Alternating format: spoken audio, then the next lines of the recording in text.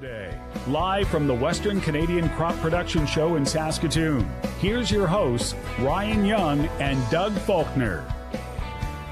And a good afternoon, everyone, and welcome to Day 3 of the Western Canadian Crop Production Show here in Saskatoon, and welcome to Sask Ag Today. I'm Ryan Young alongside Doug Faulkner, and Doug, we got a lot on the program once again, not the least of which APAS. They are reacting to news earlier this week that Bunge and Viterra, the merger there is official, and we'll have a little bit on President Bill Przybylski, and I know you'll have in your ag review portion of the segment, some other farm groups are reacting to that as well. You bet. The Grain Growers of Canada has reacted to that news. We'll also have a story from Mark Tully. He's the Senior Manager of Market Research for Nutrien. He spoke at the Saskatchewan Crops Forum yesterday in Saskatoon, and he was talking about fertilizer supply as spring seeding nears, as well as the tariffs that could be imposed as soon as Monday. That's right, and that's plenty of talk around the tariffs as well as we kind of get closer to Donald Trump being sworn in as President of the United States and whether that's actually going to happen or not. So we'll have that and more on today's program. Once again, this is the third and final day of the Western Canadian Crop Production Show at Prairieland Park. If you haven't come yet, please do. There's plenty to check out, plenty to see, from presentations to 339 exhibitors here at the show. We'll kick things off with Precision Weather with Phil Spivak. You're listening to Sask Ag Today from the Western Canadian Crop Production Show in Saskatoon. Farm Precision Weather is brought to you by Shepherd Realty in Regina, specializing in farm and ranch real estate in Saskatchewan.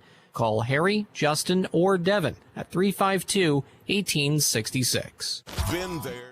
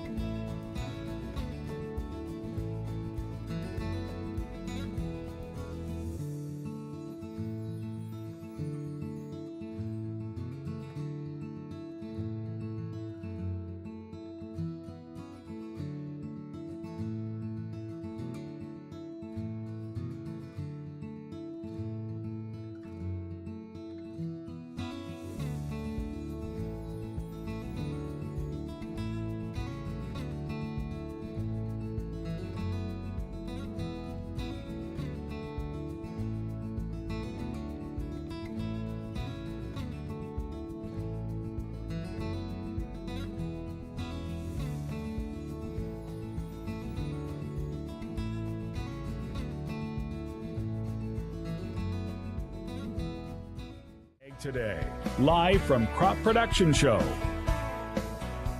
The word of the day is mild. Temperatures above freezing with abundant sunshine. In Saskatoon, Regina getting above freezing as well by a degree or two. Yorkton may come up just short, but it's still very close, still well above normal. A little more cloudiness for the Yorkton area, too.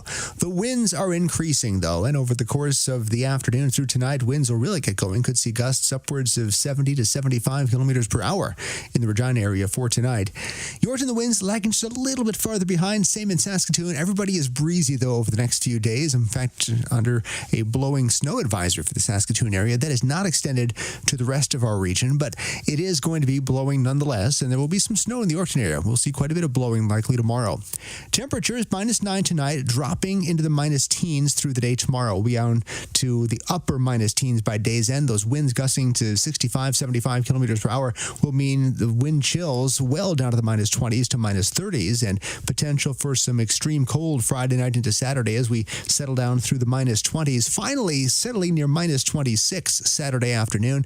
It is going to be partly sunny. The flurries will end Friday midday, and from there, it's just blowing. There'll be flurries in the air, but no new snow. Partly sunny sky, though, for Saturday, and will be mostly sunny for Sunday and Monday. What we won't be is warm. Temperatures are really not going to budge either of those days. We don't drop off a whole lot at night, but we also don't move much during the day. Minus 26, minus 27 for Sunday, and right around minus 25 to minus 26 on Monday. We're still cold daytime Tuesday, but watch Tuesday night into Wednesday for this cold pool of air to begin to lift out to moderate a bit, and temperatures start to recover at least toward normal for the second half of the week. Thank you very much, Phil. The normal highs in Saskatoon for this time of year are around minus 10 degrees, the lows at minus 20. The sun rose in Saskatoon at 9:08 this morning, and then the sun will set at around 5:26 later on today. And as Phil mentioned, we're under a blowing snow advisory for this region. Looking at the temperatures around the province, it's kind of a mixed bag here. Assiniboia +2, Moosomin -2, Estevan -1, Saskatoon 0, Swift Current +3, Weyburn -3, Yorkton and Melville at -4. The warm spot in the province for this hour is in Maple Creek at 7 degrees, and the cold spot in Uranium City at -14.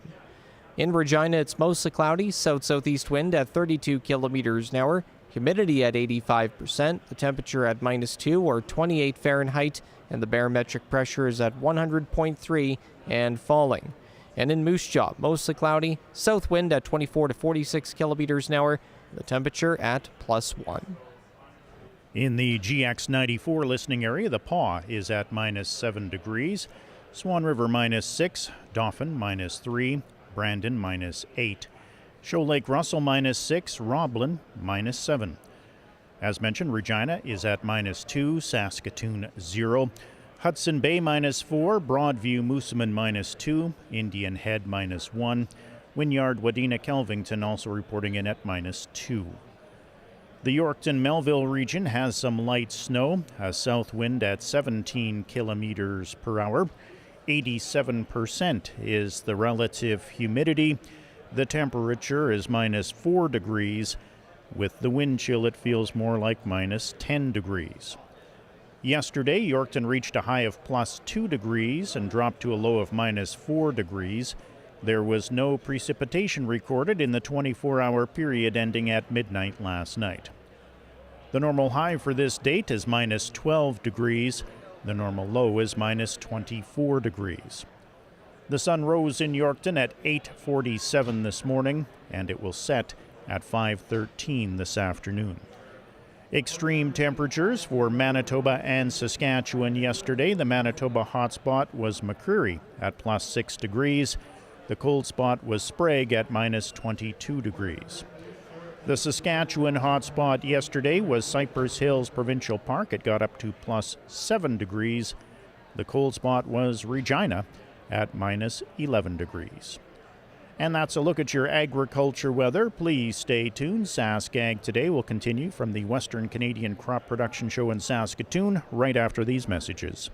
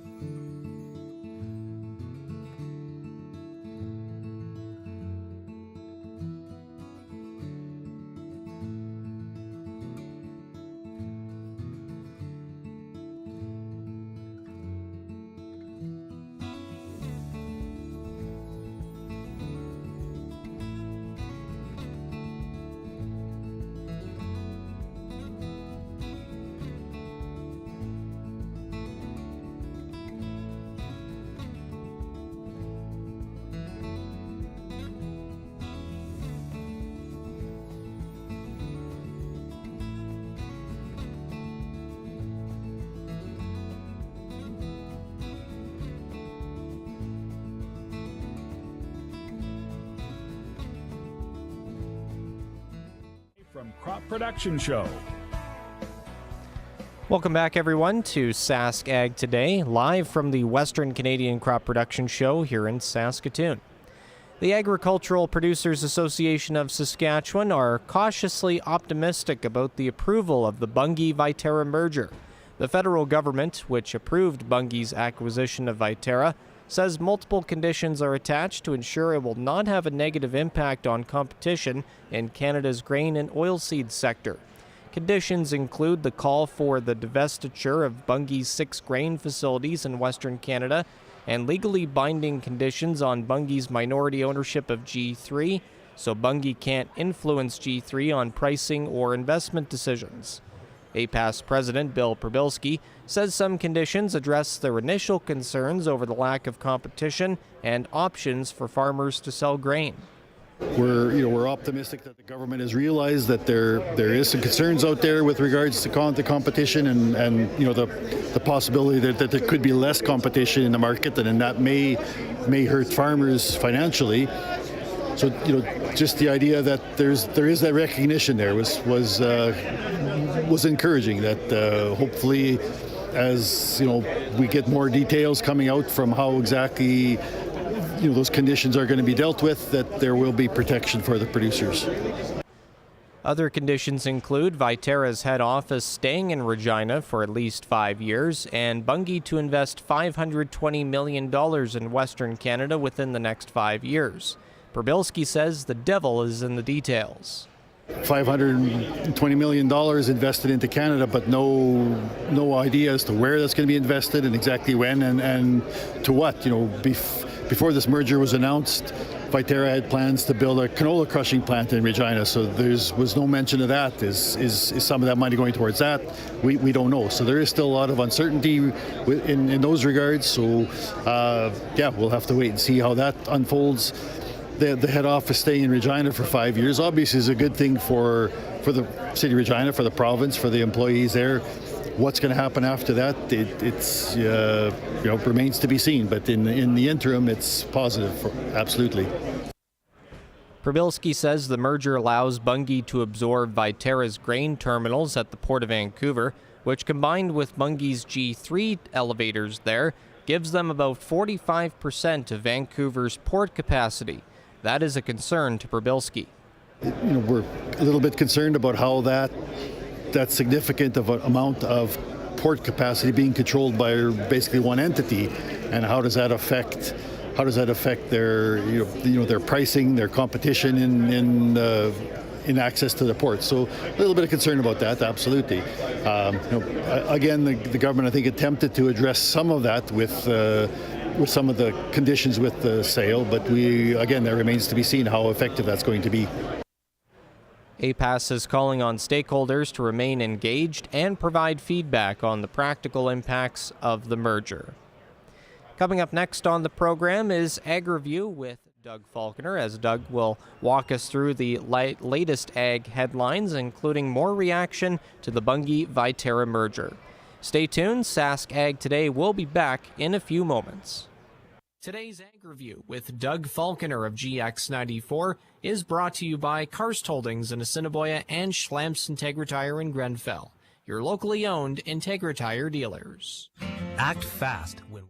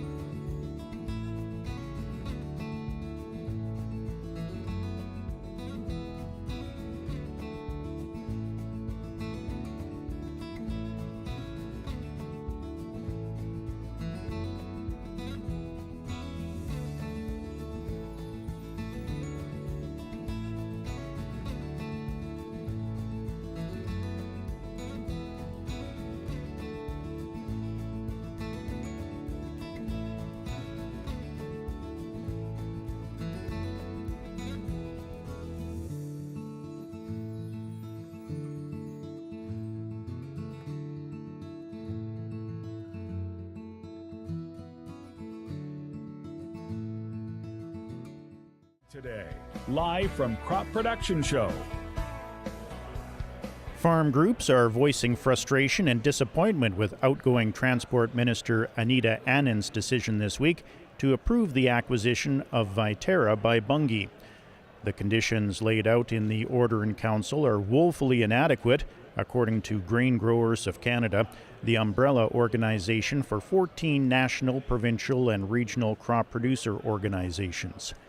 In a statement responding to the decision, the GGC says it is extremely disappointed the approval was given without forcing Bunge to divest its minority stake in fellow grain company G3. The conditions for approval include the sale of 5 Viterra grain elevators and 1 Bunge elevator in the vicinity of Bunge's canola crush plants in Altona, Manitoba and Nipawin, Saskatchewan. Bunge is also required to invest at least $520 million in the Canadian market over the next 5 years, implement governance measures aimed at maintaining G3's independence, and maintain Bunge Canada's head office in Regina for at least 5 years. Climate Field View has come out with a major update to the platform just ahead of the busy growing season. Andrea Karstens, product value lead for FieldView, says that growers and agronomists can look for more processing power, better hardware, and secure Bluetooth connections as features of the Drive 2.0 version.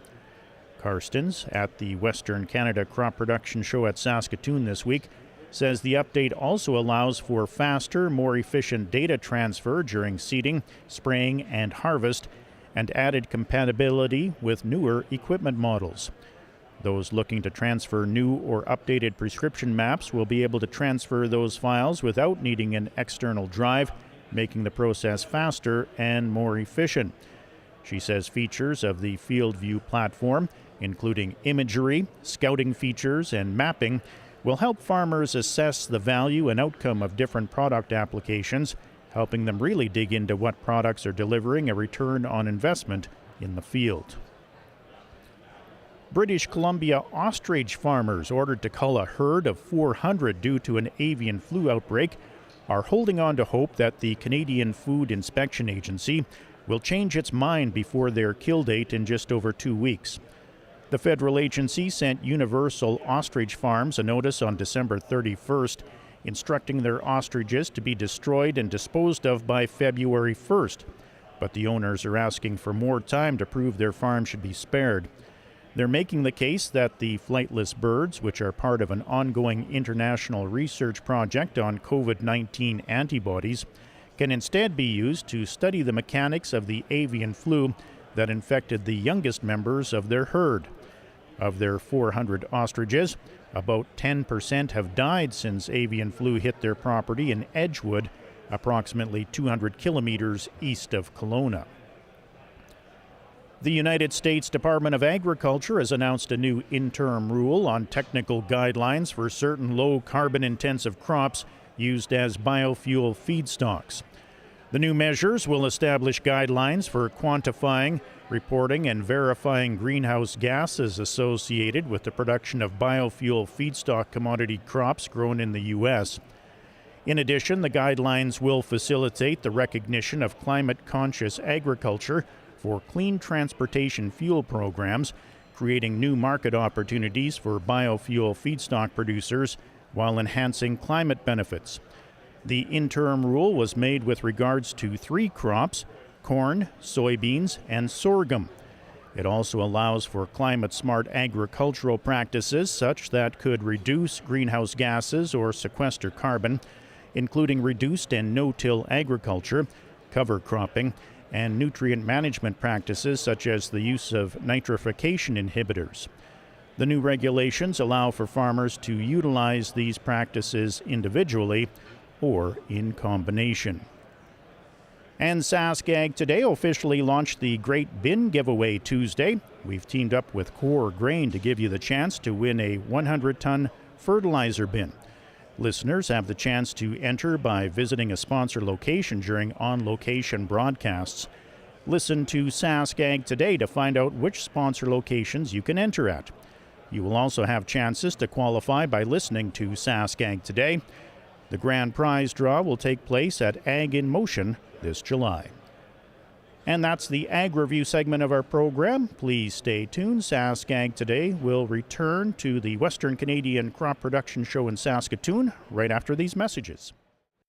This portion of Sask Ag Today is brought to you by Shorty Generators, the experts in farm generators. Bring power anywhere on your farm with Shorty Generators. ShortyGenerators.ca. You know what they...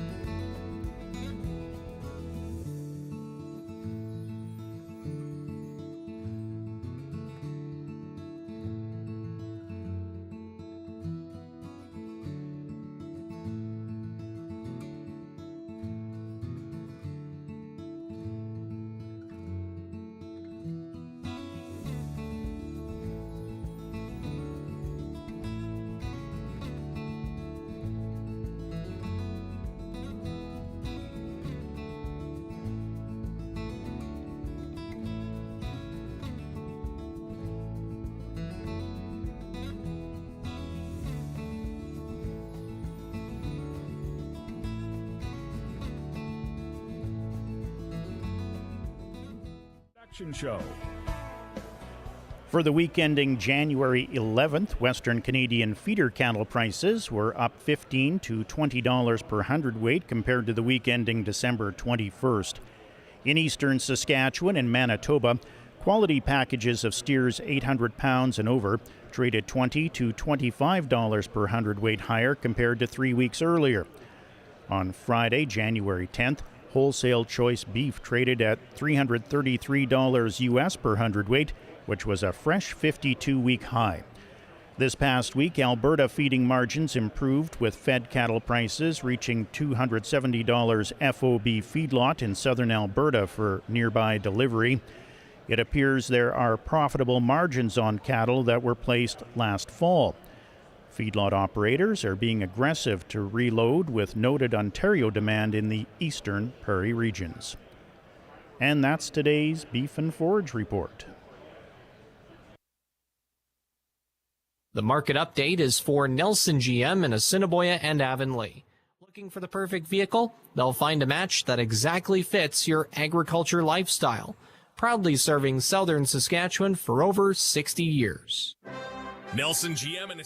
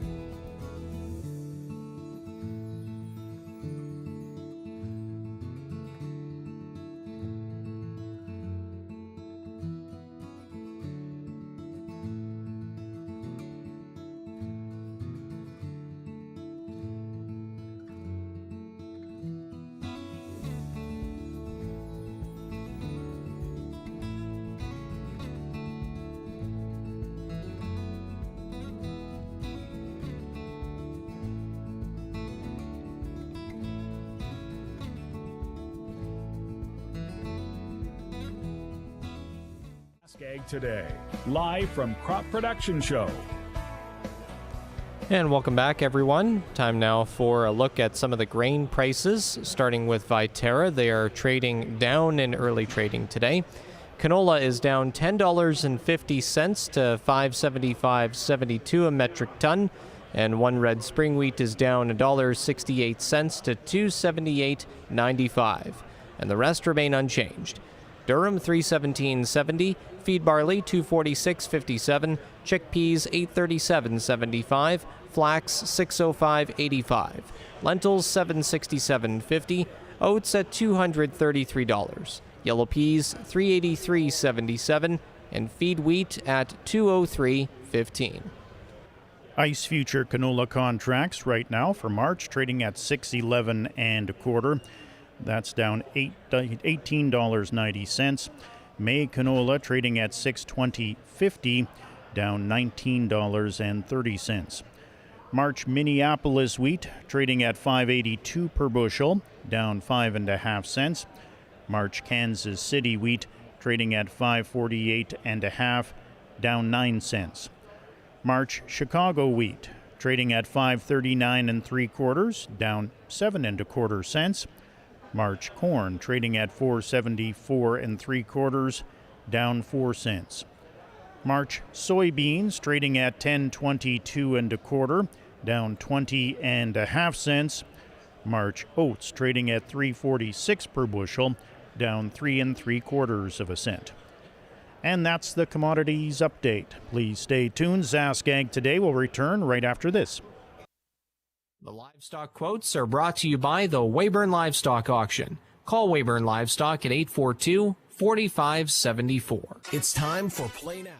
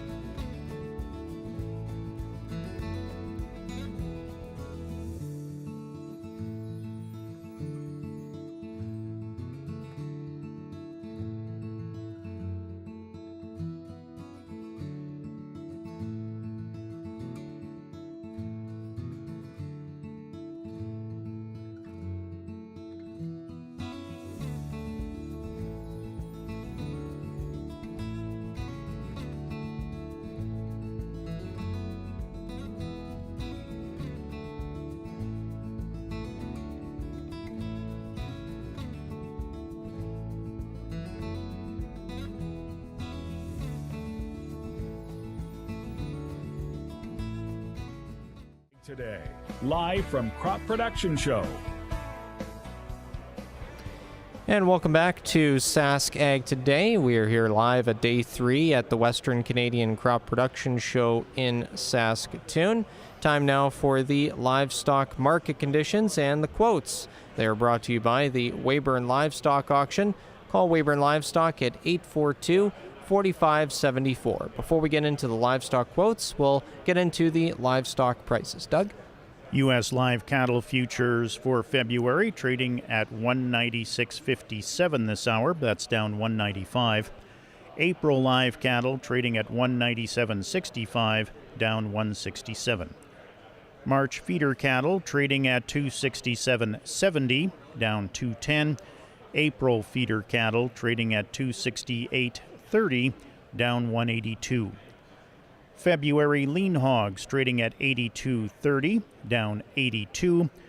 April lean hogs trading at 90.55, down 47. And that's the livestock market conditions. And now we will get into the livestock quotes, courtesy of Heartland Livestock, Yorkton. Your HLS Yorkton market report for the week ending January 17th.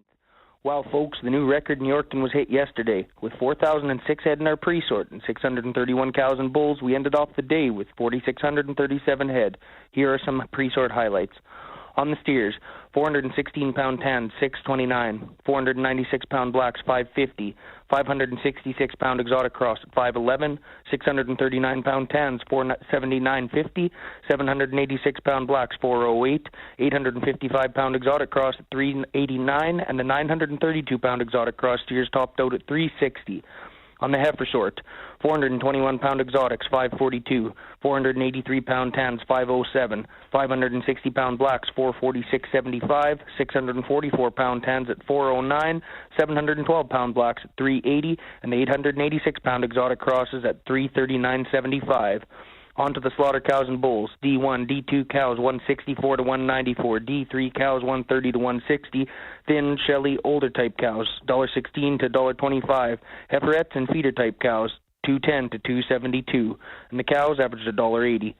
Big hard bulls $2.05 to $2.20, sales to $2.26 and a quarter. Medium wrung out type bulls $1.81 to $2, and the bulls averaged $2.12. Folks, next week our pre-sort is full. If your feeder cattle aren't booked in, please book them in for the following pre-sort and don't just show up with them unbooked. It was a long week at the market, and we'd like to thank the staff for the long hours of hard work getting the sale ready and loading out trucks long after everyone's gone home. Once again, next week's pre-sort is full. Reminder that feeder cattle need to be in the yards before 4 p.m. An optimal time for avoiding the lineup is Monday or Tuesday morning. Come Tuesday afternoon, there will be a lineup of cows getting dropped off, so to avoid that lineup and get your cattle weighed quickly in the morning, time slots are the best choice. We appreciate the business that every producer brings us, and we pride ourselves in marketing your cattle to the best of our ability. This has been Carter with your HLS Yorkton Market Report. Be proud of your cattle and take pride in the life you live. Have a great day, and thank you for being a part of our industry. And the latest pork prices from the Brandon and Moose Jaw plants, they're down 44 cents to $207.78 per CKG. Stay tuned. Sask Ag Today will return right after these messages. This portion of Sask Ag Today is brought to you by McDougall Auctioneers, where you're guaranteed the best buying and selling experience. McDougallAuction.com and Pattison Liquid.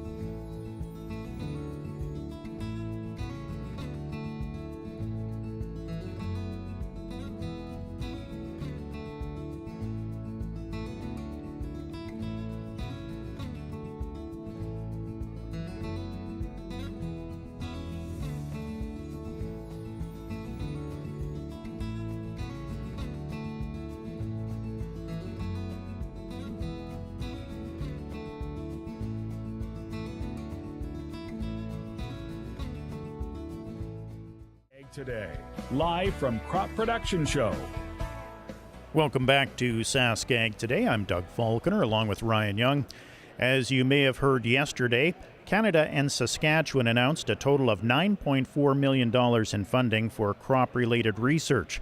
That's in addition to $5.4 million in co-funding from industry partners for a combined total of $14.8 million in 2025. Curtis Posniak is a professor and director at the University of Saskatchewan's Crop Development Centre. He says he will be getting some of the funding. Well, we're really appreciative to the Saskatchewan Ministry of Agriculture, the ADF, and all the commissions for co-funding plant breeding related activity. There have been a number of projects that were supported today related to wheat, improving sawfly resistance, an important insect pest, particularly in southwestern Saskatchewan. We're excited to have some new funding for lentil and faba bean breeding. That's going to go a long way to support our breeding programs for those two important crops. Posniak says he's one of 3 University of Saskatchewan researchers to get funding. Yes, yeah. I mean, the College of Agriculture is always quite successful at receiving ADF funding, and that research spans the continuum from agronomy to food and food processing, all the way to crop breeding. So the research that we're doing really spans that continuum and really makes a difference to producers here in Saskatchewan and Western Canada. Curtis Posniak is a professor and director at the University of Saskatchewan's Crop Development Centre. Please stay tuned. Sask Ag Today will return right after this. This segment of Sask Ag Today is brought to you by Degelman Industries. Look to Degelman for the most reliable, dependable, engineered tough equipment on the market.